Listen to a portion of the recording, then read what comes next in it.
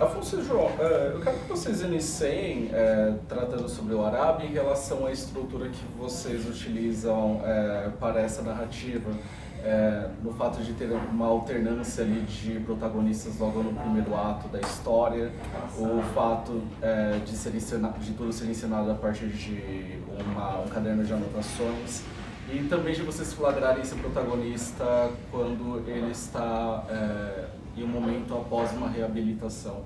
Como que foi pensar essa estrutura da história? Uhum. É o seguinte, assim, eu acho que a gente tem essa estrutura, ela é algo que já estava assim, intrínseca ao filme, sabe? Ela pode ser resumida numa definição mesmo do filme, básica. O que é o Arábia? Assim, o Arábia é uma história de um trabalhador. E essas duas palavras elas são importantes para a gente entender o que é o filme, sabe? Porque o trabalhador, a origem, a classificação desse personagem como trabalhador é fundamental para o filme e ao mesmo tempo isso é uma história, é uma narrativa desse personagem. Não é como se fosse a vida de um trabalhador, é uma história, entendeu? É algo narrado, é algo escrito. E o que a gente queria era justamente isso, conseguir olhar para a vida de personagens como esses trabalhadores, de olhar para esse universo, o universo dos cristianos, como história também, como um potencial de narrativa, não só como a verdade nua e crua, não só como a vida, como a gente deve mostrar e tirar ali todo esse potencial dramático, entendeu? Porque com isso a gente acha que ia chegar onde a gente gostaria de conseguir estabelecer uma relação, equivaler a vida dessas pessoas, né, a vida desses marginalizados brasileiros, a literatura, aos romances, às narrativas, entendeu? Aquilo que forma o nosso inconsciente, entendeu? Que é passado de geração a geração e transmite um conhecimento. E, na verdade, a gente começou, assim, compondo o roteiro, então, a partir com tudo isso na nossa cabeça, querendo fazer um filme que a gente conseguisse tematizar, né, e mostrar tudo isso, né, esses nossos desejos, e a gente chegou na ideia de fazer um filme que uma história se encaixava na outra, entendeu? Assim, como é que seria um filme que a gente muda as histórias se recombinam, que uma história traz outra história, que uma história puxa história, que não fosse um negócio tão linear, né? E a gente acabou criando essa estratégia narrativa em que uma história surge de um caderno achado dentro de uma outra história, entendeu? Em que a partir de algum momento as coisas se reconfiguram e aquele personagem que era meio marginal ali na história, ele se torna de fato o protagonista do filme, né? E pra gente, assim, como eu disse, essa estrutura é uma forma da gente deixar claro que essas vidas podem ser romances, podem ser um pouco literatura também. Era uma forma da gente trazer uma importância, uma carga literária de importância narrativa para esse universo que a gente estava retratando e para o personagem do Cristiano, e também era um jeito de, digamos assim, figurar uma questão da sociedade brasileira mesmo, sabe? De conseguir colocar em contato duas classes distintas, a classe que o Cristiano representa e a classe que o André representa. E como colocá-las em contato? Não colocá-las em contato. Então o filme, na verdade, se trata de um quase encontro entre o Cristiano e o André, um quase encontro entre o operário e o classe média, um quase encontro entre esse viajante pelo mundo e aquele jovem que está ali preso no seu lugar por tudo descobrir. Então a estrutura veio para isso, sabe? Assim, ela foi uma forma que a gente encontrou de encaixar diversos desejos, diversas vontades criativas nossas, tanto de explorar no cinema esse universo marginalizado de outra forma, como também de conseguir, a partir dela, falar um pouco da realidade do Brasil. Minha próxima pergunta era justamente sobre esse destaque que vocês dão, principalmente em relação à classe operária, né, a esse trabalhador. E me chama muita atenção como o drama desse personagem é construído a partir justamente desses períodos que ele está trabalhando, talvez ensinando ali a coisa quase como uma via crucis. Dentro disso, foi um interesse de fazer um registro da nossa contemporaneidade, fixando nesse personagem, ou foi alguma preocupação em particular que deu para vocês a inspiração para esse filme? Eu acho que a gente já tinha um interesse em comum, assim, de tentar trabalhar. Eu e o Afonso, a gente tem um interesse comum em relação à literatura brasileira. e a forma também como a literatura brasileira conseguiu, em certos momentos da sua história, fazer um retrato do país que passasse pela perspectiva não daqueles que estavam autorizados a falar ou que estavam autorizados a escrever a história do país, mas pelo contrário, assim, por aquelas pessoas que talvez fossem as vítimas dessa história desse país. Vítimas no sentido de que são as pessoas que sofrem com os processos, com as transformações políticas e econômicas e, na verdade, muitas vezes a história delas não está ali inscrita, não está ali registrada na história oficial, né? Então, para a gente tinha a ver desde o início assim, com esse desejo de recuperar essa história e contar ela a partir dessa perspectiva desse trabalhador, né? Qual que era mesmo? A encenação, né, da vida desse personagem partindo do trabalho, né, de toda essa cruz sim. que atravessa. Aí a questão, então assim, pra gente havia esse interesse já de início, de tratar, de pegar essa história por uma outra perspectiva. Sim. E por outro lado tinha essa questão do trabalho que era importante por várias razões assim pra gente. O Afonso mora no bairro Nacional em Contagem, uma cidade industrial.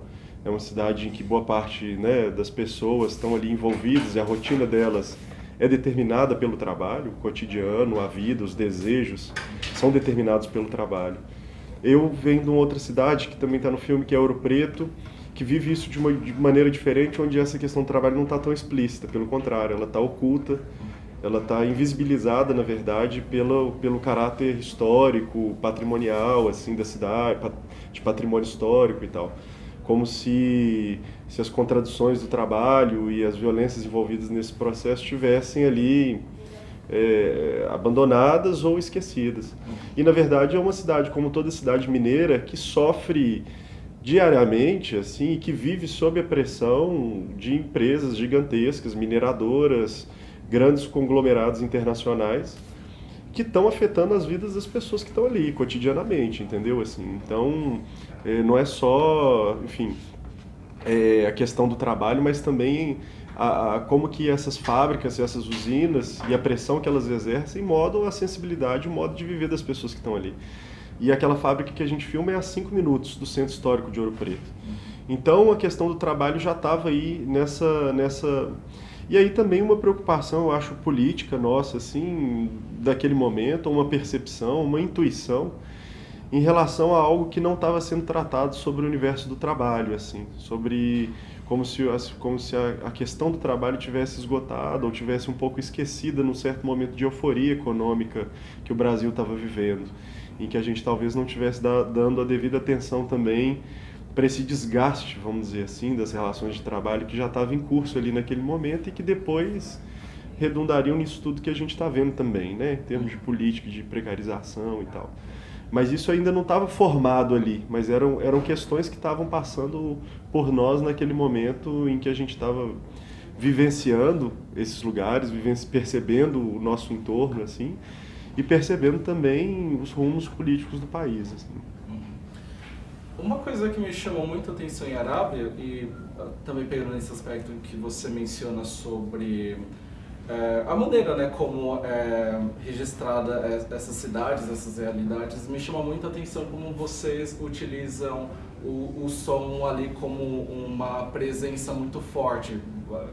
Principalmente no primeiro ato você tem aqueles momentos em que os personagens estão naquela casa e tem aquele som, né, da fábrica, né? A todo momento ali. E eu quero que vocês comentem esse aspecto, né, como foi pensado esse aspecto sonoro do filme e também unindo isso às canções selecionadas, até mesmo como ferramentas importantes para a narrativa. Uhum. Então, assim, essa coisa do som, né, ela tem esses dois lados que você mesmo já trouxe na pergunta, né? Assim, você tem toda uma composição dos sons concretos, né? Os sons do mundo, né? E que tem a sua narrativa particular, e os sons musicais, né? São os dois aspectos da banda sonora do filme. Os sons do mundo, né? Eles, pra gente, eles vieram realmente dos lugares, das locações. Sim. Sabe? Foi dali que veio o nosso pensamento e as nossas ideias sonoras com relação ao filme. E foi dali que veio as nossas. A partir daí, quando a gente gravou, começou a construir uma narrativa, principalmente da fábrica, né? Porque é um elemento sonoro assim, não tem como ignorar, sabe? Quando a gente chegou naquele lugar, a gente tem uma relação primeira, assim, vamos fazer a primeira visita na Vila Operária, assim, a primeira coisa que você sente é aquele barulho, você fala assim, caralho, assim, é bizarro. Eu nunca tinha estado perto de um lugar em que você tem um som eterno, constante, o tempo inteiro acontecendo, sabe? Então, quando a gente tá ali naquele lugar, fala, se a gente quiser filmar aqui, isso aqui é um elemento. Não tem como silenciar, não tem como ignorar, entendeu? Então, aí, quando a gente grava sabendo disso, a gente grava querendo construir essa onipresença da fábrica. A partir que a gente grava, entra o outro trabalho, que eu trabalho com o desenhista de som e mixador, o Pedro Durães, que na verdade recompôs o som da fábrica.